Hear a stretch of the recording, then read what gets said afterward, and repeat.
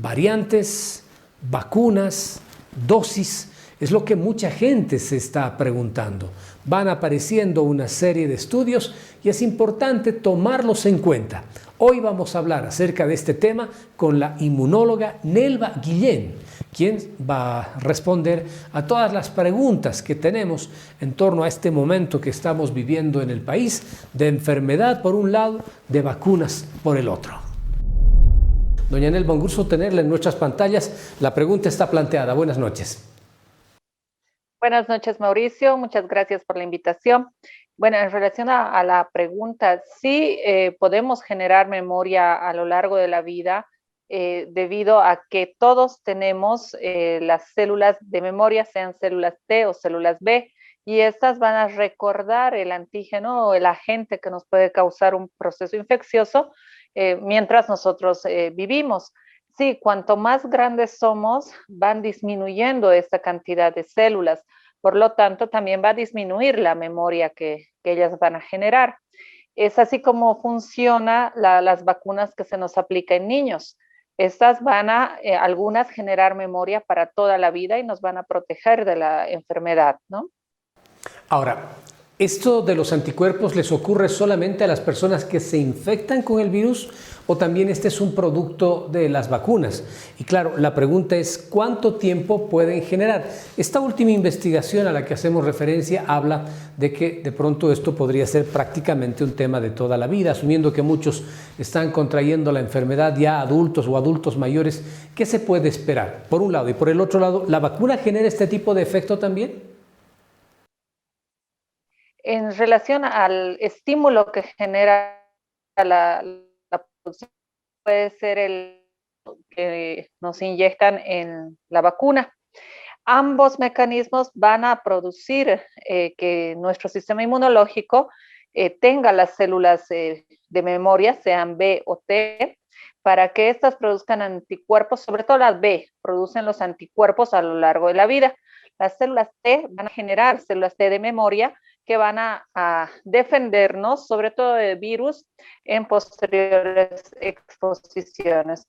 Se sabe que con el coronavirus es todavía investigación y esto va a tardar, digamos, en responder esta pregunta respecto a si nos va a proteger por toda la vida a través de las células B de memoria o nos va a proteger nada más este tiempo que se está manejando hasta ahora, que es de 3 a 6 meses. En Cochabamba ya se han hecho algún tipo de seguimientos para establecer que, por ejemplo, una persona que se ha infectado o una persona que ha sido vacunada mantiene algún tiempo esta generación y esta protección. Desconozco si en Cochabamba alguna institución esté haciendo un seguimiento o un estudio oficial, pero creo que de manera individual o en grupos pequeños, sobre todo personal médico que hemos recibido la vacuna en febrero, marzo, estamos haciendo un seguimiento porque ya estaríamos entre 3, 4 meses posterior a la vacuna y si es real que nos protege nada más los 6 meses, debemos estar ya pendientes de probablemente una tercera dosis, ¿no? Bueno, ahora, la persona que se enferma y genera anticuerpos, genera lo mismo que una persona que se ha vacunado, o sea, el proceso es el mismo, ambas tienen la misma cantidad o parecida de anticuerpos frente a la enfermedad. Depende mucho de cada sistema inmunológico. El estímulo es similar, si bien cuando uno enferma el estímulo es el virus completo y vamos a producir anticuerpos para todas las proteínas o todos los compuestos del virus. En relación a la vacuna, dependiendo de la vacuna que hayamos recibido, vamos a generar anticuerpos para proteínas específicas o para todo el compuesto del virus, ¿no? A la larga también se ha visto que los pacientes que han enfermado, la cantidad de anticuerpos que han producido de las IgGs contra el coronavirus han sido altas al menos hasta 6 meses después de la enfermedad. ¿Esta cantidad de anticuerpos le garantiza a una persona pasar por un cuadro leve o moderado del virus? O sea, ¿no lo va a llevar a situaciones complicadas que puedan ponerlo en terapia intensiva o causarle la muerte? En caso de que hayamos producido una buena cantidad de anticuerpos, obviamente que es una protección específica hacia el virus. Y al igual que la vacuna, va a hacer que disminuya el riesgo de una enfermedad grave o la forma grave de la enfermedad que requiera terapia intensiva. Sin embargo, no nos deja libres de enfermarnos, ¿no? Si hemos cursado la enfermedad, generamos anticuerpos, de igual forma debemos cuidarnos. ¿Todas las variantes de alguna forma van a influir menos en el organismo, ya sea porque uno es un paciente recuperado o vacunado? Sí, las variantes pues son como, entre comillas, nuevos virus que pueden o no ser reconocidos por los anticuerpos que hayamos formado, tanto por haber enfermado o por haber recibido la vacuna. En los últimos estudios se sabe que tanto la vacuna AstraZeneca como Pfizer puede brindarnos cierto grado de protección respecto a las nuevas variantes, inclusive con la variante India, que es ahorita la que más temor y daño está produciendo. En el mundo se habla mucho hoy en día de la combinación de vacunas y en Bolivia de pronto puede abrirse esta posibilidad ante la ausencia de las segundas dosis, por lo menos de AstraZeneca, porque entendemos que en el caso de Sputnik la situación es muy diferente. Países como España, Alemania, Suecia, Dinamarca, Noruega han optado por esta técnica entendiendo que podría ser más efectiva en la complicación de un caso. ¿Esto es cierto? En los estudios que se tienen todavía como fase de investigación, sí hay publicaciones que dicen que el mezclar las marcas, si así podemos llamarlo, o las diferentes vacunas, van a hacer que generemos mayor cantidad de anticuerpos, porque recordaremos que la producción de anticuerpos se da a través del antígeno que recibimos, y el antígeno es el compuesto de la vacuna. Si en una primera instancia yo he recibido un antígeno solo con proteína S, que es la proteína infectante del coronavirus, y en una segunda he recibido un antígeno con el compuesto total del virus, mi sistema inmunológico va a generar mayor cantidad de anticuerpos y esto puede ser beneficioso para las personas. Probablemente en el país se dé esta situación respecto a lo que tú comentas con la vacuna AstraZeneca, ¿no? Y sí sería muy buena oportunidad para poder hacer estudios de medición de anticuerpos respecto a personas que reciban las dos dosis de la misma vacuna. Ahora, ¿se podría combinar dosis en nuestro país? Y esto evidentemente debe necesariamente responder a un criterio prácticamente científico para saber qué vacunas se pueden mezclar y qué otras no, o todas las vacunas son se podrían acomodar a esta situación. Entiendo yo en el caso de la rusa que es distinta a la primera de la segunda dosis. ¿Qué pasa con esta? En los estudios que se han publicado se habla de mezclar la vacuna de AstraZeneca seguida con la segunda dosis de la Pfizer, ¿no? La AstraZeneca está diseñada con un vector que es el adenovirus de chimpancé y la Pfizer es un RNA mensajero, ¿no? Estas dos sí han mostrado una eficacia o una mayor potencia en lo que es la producción de anticuerpos. No hay estudios ni publicaciones respecto al uso de, no sé, AstraZeneca o Pfizer en primera dosis seguidas de la Sinopharm, digamos que es la otra que tenemos en el país. Sí, respecto a la vacuna rusa, sabemos que tanto el compuesto de la primera y segunda dosis son con vector viral de adenovirus, pero diferentes adenovirus en cada dosis, ¿no? Sí, también se está planteando en estudios que se pueda combinar AstraZeneca seguida de Pfizer o AstraZeneca seguida de la Sputnik, ¿no? Eso ya esperaremos indicaciones de los resultados que tengan de esa combinación y ver la efectividad que muestre. Ahora, se habla en el país de separar el tiempo de primera y segunda dosis, principalmente en AstraZeneca por la ausencia de este inmunizante. Se sabe que es posible llevar adelante un proceso de esta naturaleza de 90, ahora se habla de 120 días. ¿Cómo ve usted este tema? ¿Es factible? ¿Los laboratorios indican que aquello puede ser beneficioso? Todo debe estar regido a las publicaciones de los estudios que se están realizando. No olvidemos, todas estas vacunas todavía no han concluido sus estudios para sacar resultados oficiales.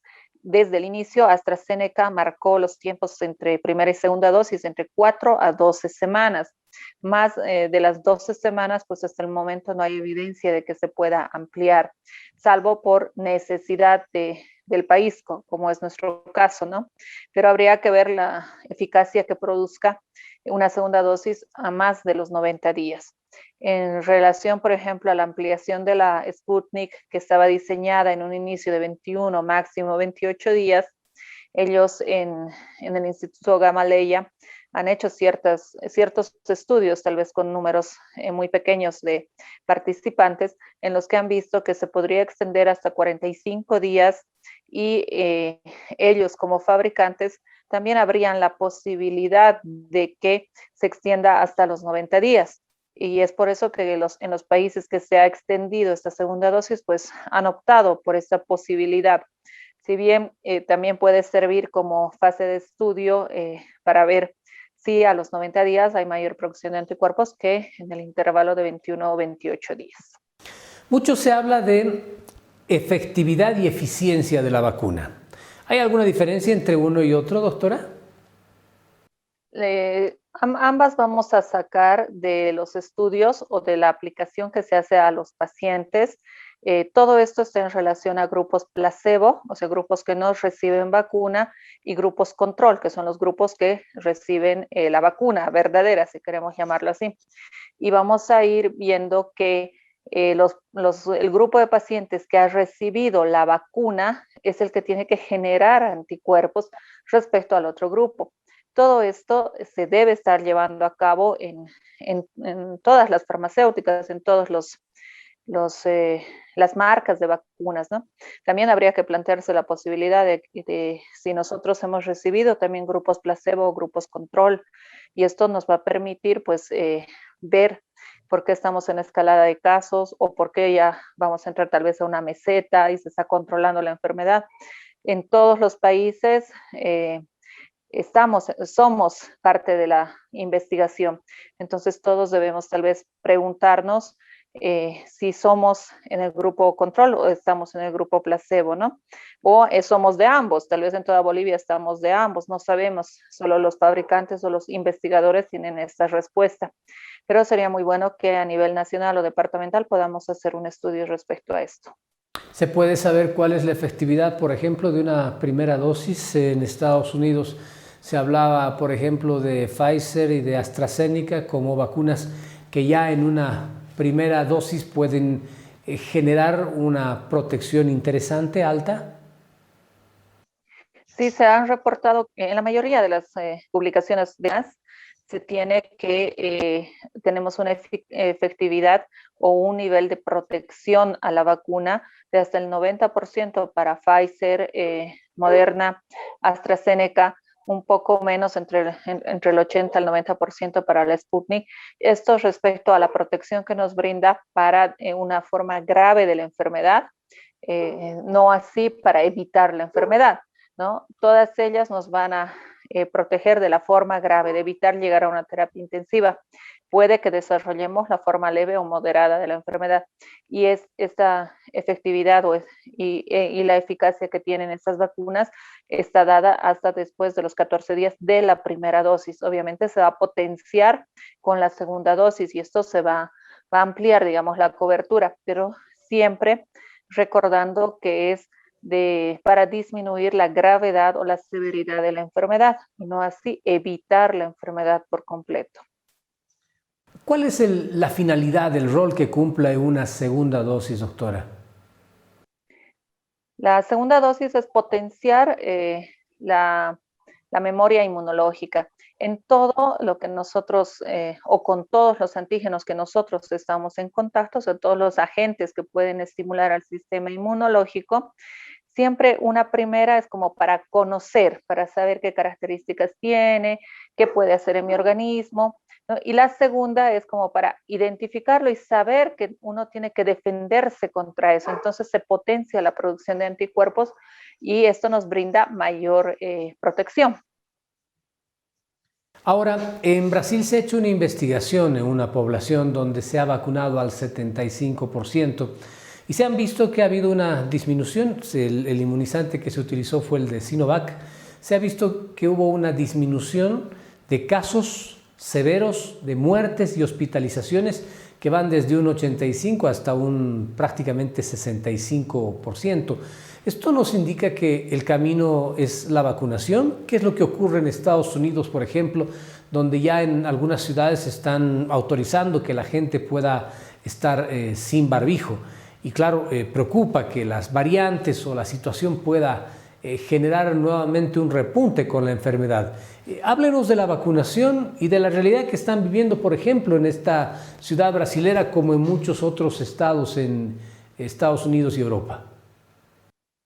Como se había hablado al inicio, cuando ya se sabía que íbamos a tener las vacunas, sí, quizá es la luz del final del túnel, pero esto es para poder llegar a un nivel de control, si podríamos llamarlo así, no de erradicación. Obviamente, en varios años, el objetivo final de una campaña de vacunación es la erradicación de la enfermedad. Pero para llegar a esto siempre va a haber un proceso, ¿no? El proceso en el que todos estamos desesperados por la vacuna, aumenta la cobertura de vacunas, pero paralelamente va a aparecer la desconfianza a la vacuna, el hecho de que haya grupos de personas que rechacen la vacuna. Y en ese periodo, la enfermedad puede repuntar. Por lo tanto, hay que volver a ganar confianza a la vacuna y nuevamente buscar el objetivo de disminuir. Todas las vacunas que recibimos desde el nacimiento hasta las edades adultas, todas ellas tienen de objetivo principal disminuir la forma grave de la enfermedad o evitar la forma grave de la enfermedad, disminuir los riesgos de contraer la enfermedad. Y eso lo podemos ver desde la primera vacuna que recibimos al nacer, que es la BCG para la tuberculosis. Nos evita la forma grave de la tuberculosis y no así el enfermar o la posibilidad de enfermar la tuberculosis. Por eso que nuestro país también tiene un alto nivel de pacientes con tuberculosis, ¿no?